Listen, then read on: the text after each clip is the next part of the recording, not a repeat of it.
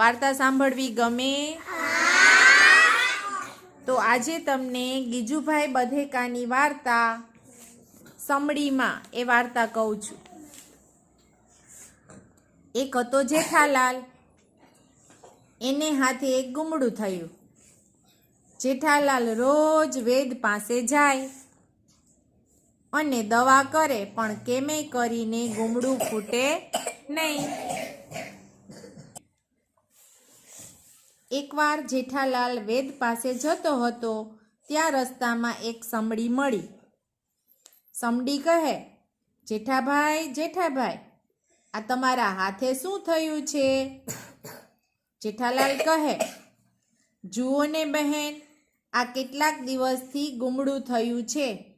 પાકતુંય નથી ને ફૂટતુંય નથી. કોણ જાણે કેવી જાતનું છે.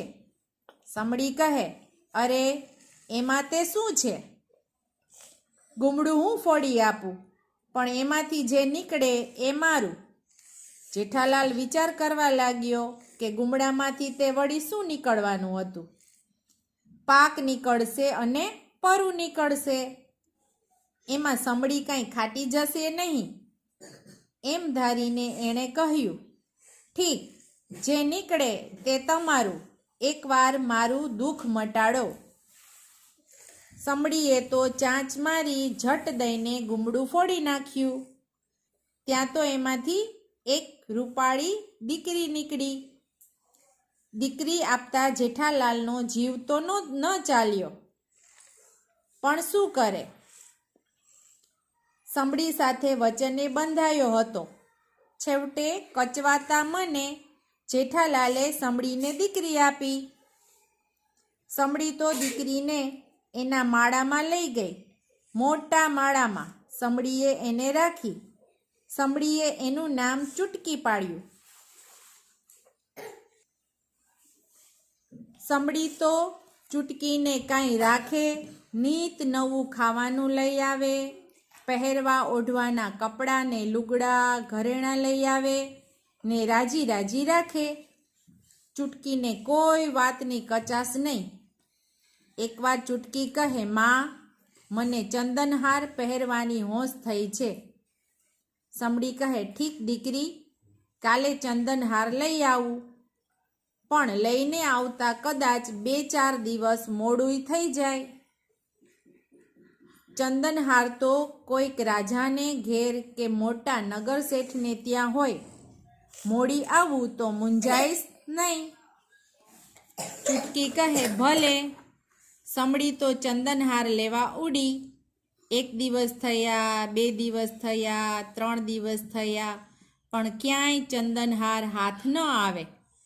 ચંદનહાર ક્યાંકથી મળે ત્યારે સમડી પાછી આવે ને.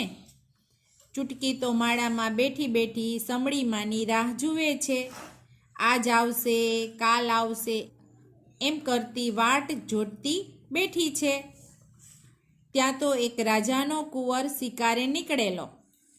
તે માળા પાસે આવ્યો. ચૂટકીને જોઈને એ તો ખુશ ખુશ થઈ ગયો. ચૂટકીને તો એ પોતાના મહેલે લઈ ગયો.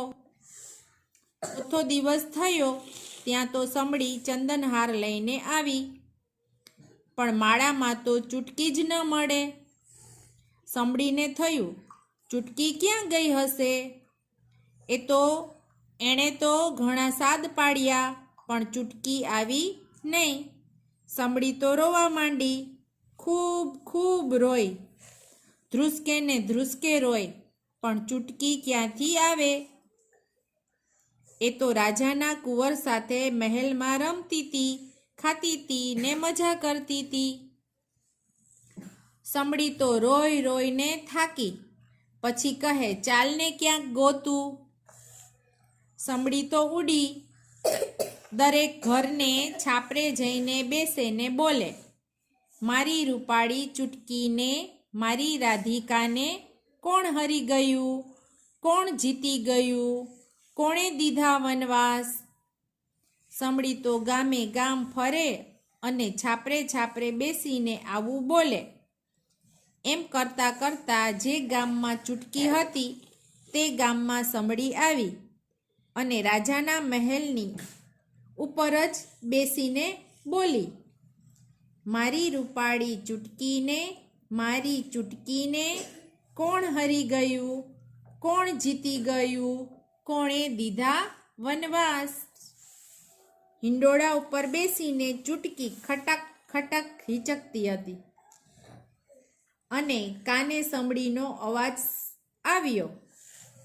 ચૂટકી કહે, અરે આ તો મારી બા જ બોલે છે. દાસીઓ કહે, ના રે બા, એ તો છાપરે બેઠેલી સંભળી છે. ચૂટકી કહે, ખરેખર એ જ મારી બા છે, એને અહીં લાવો. પછી માણસો છાપરે ચડીને સંભળીને પકડીને મહેલમાં લાવ્યા. દીકરીને જોઈને સંભળી તો રાજી રાજી થઈ ગઈ. મા દીકરી ભેટી પડ્યા. પછી તો ચૂટકીએ સંભળીને પણ મહેલમાં રાખી. મા દીકરી રોજ સુખ દુઃખની વાતો કરે છે, ખાઈ પીએ છે ને મજા કરે